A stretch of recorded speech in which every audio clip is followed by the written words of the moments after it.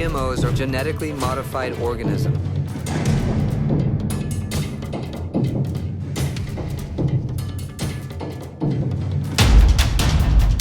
If a foreign nation were doing that to our children, we would defend our families.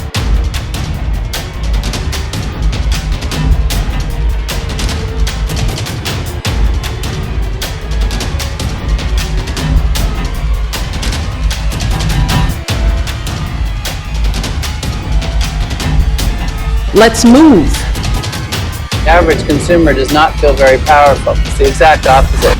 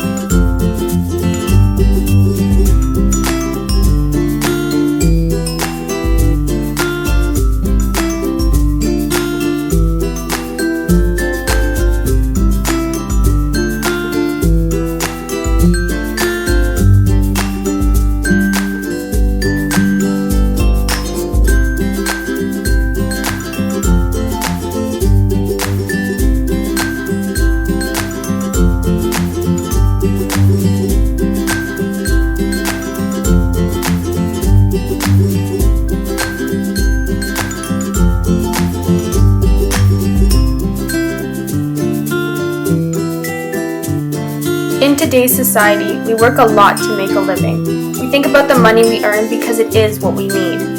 So what if you had to live here? Or here? Or maybe even here? But what if you absolutely had to live here? You had hardly any source of income. You had limited access to water. And you owned a very small amount of land. What are you thinking of now? You would probably be thinking of the scarcity of food that you had that couldn't even support one individual. And what if you were to come home one day and saw that your family was just as hungry as you were?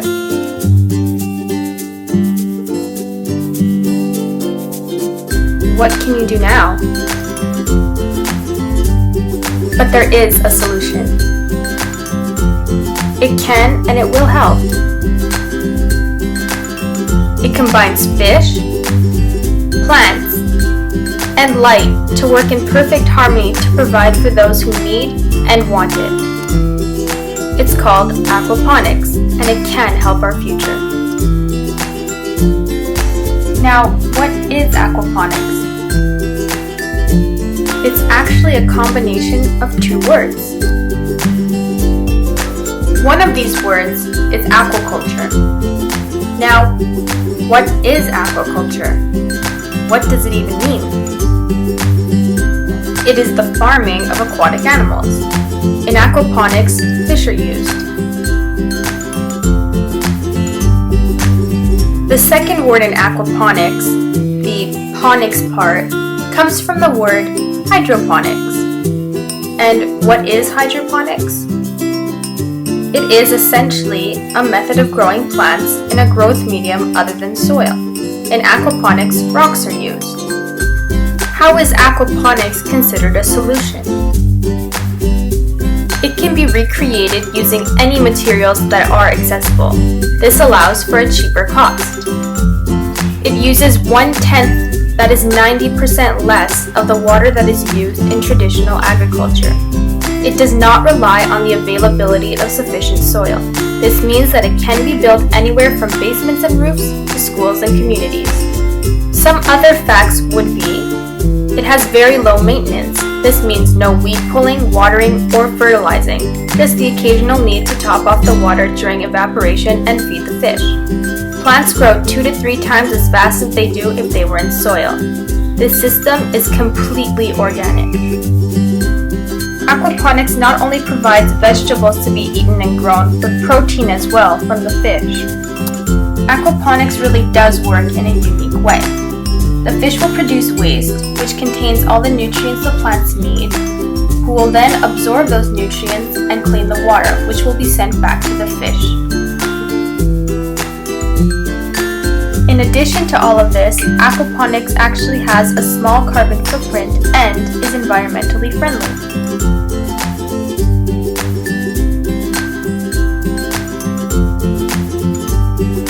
So how the nitrogen cycle works is it starts off in the atmosphere. Nitrogen is needed for the production of DNA, RNA, amino acids, and proteins. The nitrifying bacteria in the soils will capture the nitrogen and turn it into nitrates. Plants in the soil will then take up the nitrates as they grow. People and animals eat these plants. The people, animals, and plants will die or produce waste. Their remains or waste will be consumed by denitrifying bacteria. The nitrogen will therefore be released back into the atmosphere and the process will begin once more. This cycle actually allows for ammonium, which is harmful to the fish but good for the plants, to be absorbed. The fish would then receive ammonium-free clean water.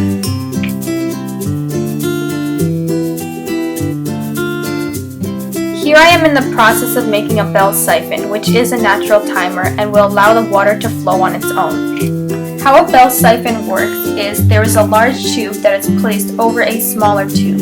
An even smaller tube will be connected to the side of the largest tube.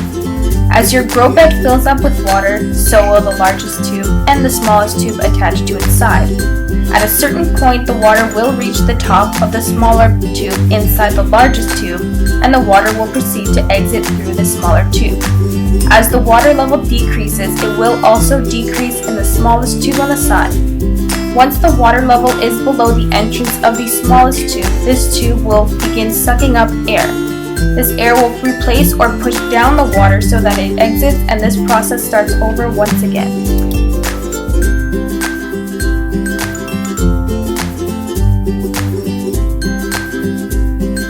And this is how my bell siphon turned out. Here I'm building the structure of my grow bed and my tank, and I used wood, but this can be replaced with any container that can hold fish or plants. I also added some pond liner so no water seeps through. So here's what it looks like after I added the bell siphon to it and I connected all of the tubing.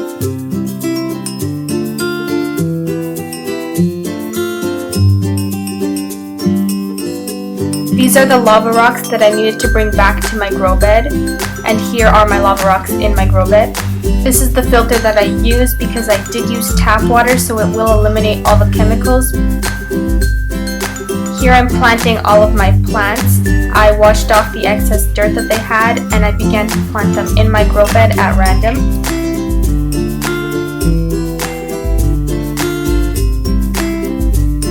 So this is how it all turned out once I was done planting. The tubing, there's a pump inside the tank that will pump water up to the grow bed, and then the bell siphon will do its job and the water will fall into a bucket, and there's a pump inside that bucket that will return the water to the tank. These are my fish when I first picked them up. They are very tiny because they are babies at this point. These are my composting worms. I put them in a container where they would live. That container also acts as my compost. So any leftovers I had from the system, I could easily put in here and it would become compost. This is the compost that I began putting into my container of worms. So what these worms are mainly for is vermiculture, and the worms will break down the waste from the fish and make absorbing these nutrients easier for the plants. Now I'm just placing my worms into my grow bed. So what I mainly feed my fish are pellets, but I would feed them scallops from time to time.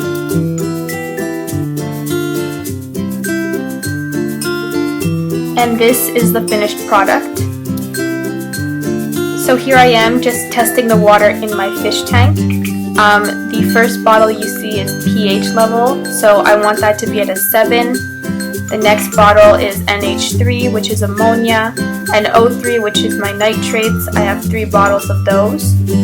And everything that I need to do is listed on the back of the box. And then the NO2 are my nitrates, so I will be testing all of that. So here I'm just using a plastic cup to gather the water from my tank, and I'm putting that water into a test tube and testing the ammonia levels as instructed on the box. Now they do say that in aquaponics when you're first starting off, your ammonia levels could be high. So mine were high and that is normal, but they need to go lower as you proceed. So here are my plants after growing for some time now. They have been doing very well as I hoped. And here are some tomatoes that have been growing very nicely. My jalapeno peppers are coming in nicely, and I've also had some successful strawberries growing in my grow bed as well. Now these are all my fish in their tank, and yes, there are goldfish amongst all the blue tilapia that I have. And as you can see, my tilapia have grown much more than from the beginning, so that is a good sign.